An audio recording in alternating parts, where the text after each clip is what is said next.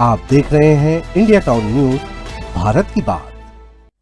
छत्तीसगढ़ में धान के भंडारण और निराकरण को लेकर सियासत गर्मा गई है। जी हां, आपको बता दें, कांग्रेस ने राज्य सरकार पर करीब 15 लाख मीट्रिक टन धान को खुले में छोड़ने और बारिश के बीच उसके खराब होने का आरोप लगाया है। कांग्रेस का दावा है कि प्रदेश के कई संग्रहण केंद्रों में धान तिरपाल के भरोसे पड़ा है और लगातार बारिश के चलते उसके खराब होने का खतरा भी बढ़ गया है। कांग्रेस संचार विभाग के अध्यक्ष सुशील आनंद शुक्ला ने आरोप लगाया कि सरकार ने समय रहते धान का निराकरण नहीं किया। उनका कहना है कि किसानों से 3100 रुपए प्रति क्विंटल की दर से खरीदा गया धान अब खुले में पड़ा है, जबकि परिवहन और हैंडलिंग को जोड़ने पर इसकी लागत करीब 3822 रुपए प्रति क्विंटल तक पहुंच जाती है।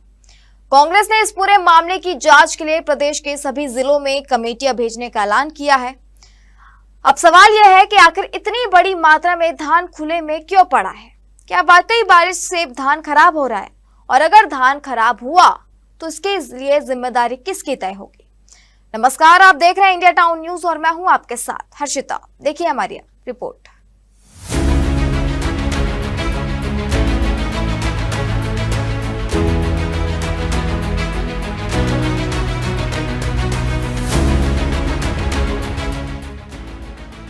कांग्रेस के आरोपों के मुताबिक प्रदेश के अलग अलग संग्रहण केंद्रों में बड़ी मात्रा में धान खुले में रखा हुआ है।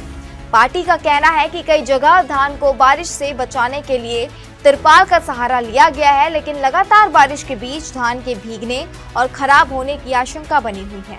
कांग्रेस का आरोप है कि सरकार ने खरीदे गए धान के समय पर निराकरण की दिशा में पर्याप्त कदम नहीं उठाए।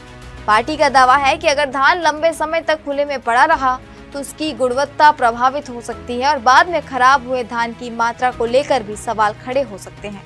सुशील आनंद शुक्ला ने आरोप लगाया कि धान खराब होने की स्थिति में जिम्मेदारी से बचने के लिए चूहों या दूसरे कारणों को जिम्मेदार ठहराया जा सकता है। हालांकि ये आरोप कांग्रेस की ओर से लगाए गए हैं और इनकी स्वतंत्र पुष्टि इस रिपोर्ट में नहीं हुई है।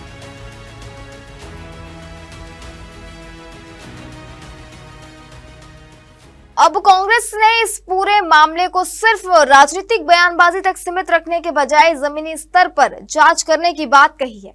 पार्टी के मुताबिक प्रदेश के सभी जिलों में जांच कमेटियां भेजी जाएंगी। ये कमेटियां संग्रहण केंद्रों का दौरा करेंगी और मौके पर जाकर धान की मात्रा, भंडारण की स्थिति और बारिश से हुए नुकसान का आकलन करेगी। यानी कांग्रेस अब सरकार से सीधे ये सवाल पूछने की तैयारी में है कि कितना धान खरीदा गया, कितनी सुरक्षित तरीके से रखा गया, कितना धान उठाया या नीलाम किया गया और कितना अभी भी खुले में पड़ा है।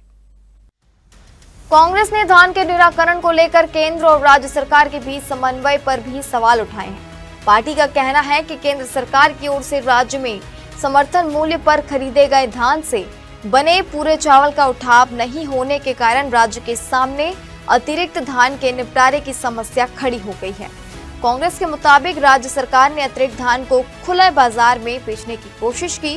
पार्टी का दावा है कि 3100 रुपए प्रति क्विंटल की खरीदी दर के अलावा परिवहन और हैंडलिंग का खर्च जोड़ने पर भी धान की लागत करीब 3822 रुपए प्रति क्विंटल बैठती है। इसके बावजूद नीलामी में करीब 1900 रुपए प्रति क्विंटल का बेस रेट तय किए जाने का कांग्रेस ने दावा किया है। कांग्रेस का कहना है कि इसके बाद भी पूरा धान नीलाम नहीं हो पाया और इसी वजह से बड़ी मात्रा में धान सोसाइटियों और संग्रहण केंद्रों में पड़ा हुआ है। पार्टी ने इसे किसानों की मेहनत और जनता के पैसों से जुड़ा गंभीर मामला बताया है।